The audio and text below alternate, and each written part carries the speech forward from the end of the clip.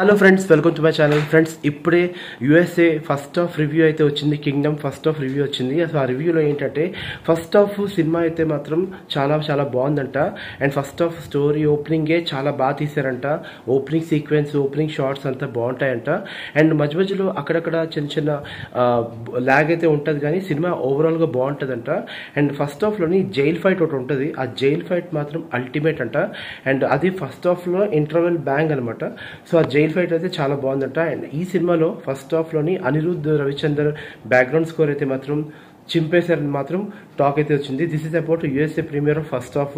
And ఇంకా second half talk అయితే రావాలి. ఆ సెకండ్ హాఫ్ టాక్ కోసం నా ఛానల్ని సబ్స్క్రైబ్ చేయండి. నా ఛానల్ వచ్చరికి కేవీ టాక్స్.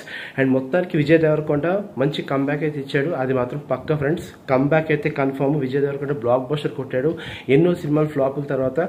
మొత్తానికి యూఎస్ఏ ప్రీమియర్లో అయితే మాత్రం మన యూఎస్ఏ ప్రీమియర్ షోస్ అయితే పడ్డాయి అనమాట. సో ఆ ప్రీమియర్ షోస్లో వచ్చిన టాక్ ఇది. ఫస్ట్ హాఫ్ బాగుందంటే సెకండ్ హాఫ్ ఇంకా చాలా బాగుంటుంది. ఎందుకంటే కింగ్డమ్ని సేవ్ చేయాలి కదా విజయ్ దేవరకొండ. సెకండ్ హాఫ్లో చించేసి ఉంటాడని నాకు అనిపిస్తుంది. బట్ ఫస్ట్ హాఫ్ టాక్ అయితే మాత్రం ఇది.